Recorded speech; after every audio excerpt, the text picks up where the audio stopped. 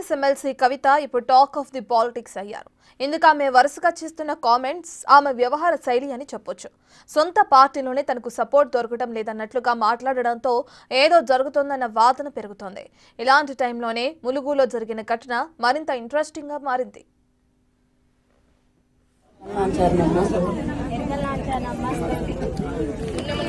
రాబోయే తరంలో నువ్వు మళ్ళీ సీఎం అవుతావని చెప్తున్నాను. ములుగు జిల్లా వెంకటాపూర్ మండలం రామానుపురంలో జరిగిన ఎరుకల నాంచారమ్మ జాతరకు ఆమె హాజరయ్యారు. అమ్మవారికి ప్రత్యేక పూజలు నిర్వహించారు. ఈ సందర్భంగా ఎరుకల నాంచారమ్మలు కవిత చేయి చూసి సోది జోస్యం చెప్పారు. రాబోయే కాలంలో మీరు సీఎం అవుతారంటూ ఎమ్మెల్సీ కవితకు ఎరుకల నాంచారమ్మ సోది జోస్యంలో చెప్పడం ఇప్పుడు సోషల్ మీడియాలో వైరల్ గా మారింది. ఆ మాటలకు కవిత కూడా మురిసిపోయారు. అక్కడున్న కార్యకర్తలంతా జై కవితమ్మ అంటూ పెద్ద ఎత్తున నినాదాలు చేస్తూ సంబరపడ్డారు.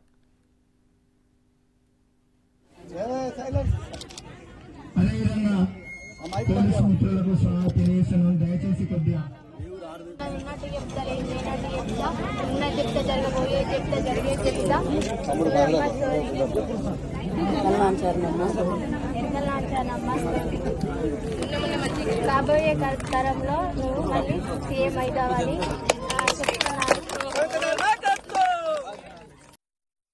మరోవైపు ఇవాళే పార్టీ బలోపేతం కోసం పనిచేస్తున్న నాపై సొంత పార్టీ నేతలే పనిగట్టుకుని దుష్ప్రచారం చేస్తున్నారని, వారెవరో నాకు తెలుసని, సమయం వచ్చినప్పుడు అన్ని బయటకొస్తాయని ఘాటు వ్యాఖ్యలు చేశారు.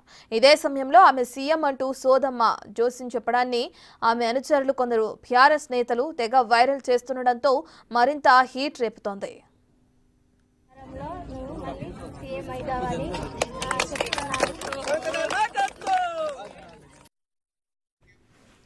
సీఎం కోరికను కవితే పరోక్షంగా బయటపెట్టిందా, లేకుంటే నిజంగానే ఆమెకు సీఎం కావాలన్న కోరికుందా? రాబోయే ఎన్నికల టార్గెట్ గా ఆమె అడుగులు వేస్తున్నారా అనే చాలా ప్రశ్నలు పుట్టుకొస్తున్నాయి.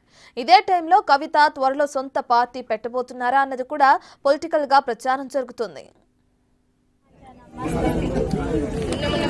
రాబోయే తరంలో నువ్వు మళ్ళీ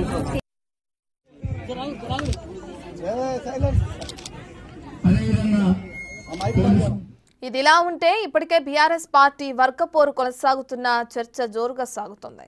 ముఖ్యంగా కేసీఆర్ తర్వాత నెక్స్ట్ ఎవరన్న ప్రశ్న ప్రతి ఒక్కరిలోనూ ఉత్కంఠ రేపుతుంది. హరీష్ వర్సెస్ కేటీఆర్ మధ్య ఇంటర్నల్ ఫైట్ నడుస్తున్నట్లు టాక్ వినిపిస్తుంది. ఇప్పటికే మొన్నటి ఎల్కతుర్తి మీటింగ్ లో హరీష్ రావు ఫోటో లేకుండా చేశారన్న ప్రచారం జరిగింది. ఇలాంటి టైంలో సడన్ గా ఎమ్మెల్సీ కవిత జోస్యం చెప్పించుకోవటం, రాబోయే రోజుల్లో ముఖ్యమంత్రి అవుతారని సోది చెప్పడంతో పొలిటికల్ హీట్ రేపినట్లు అయింది.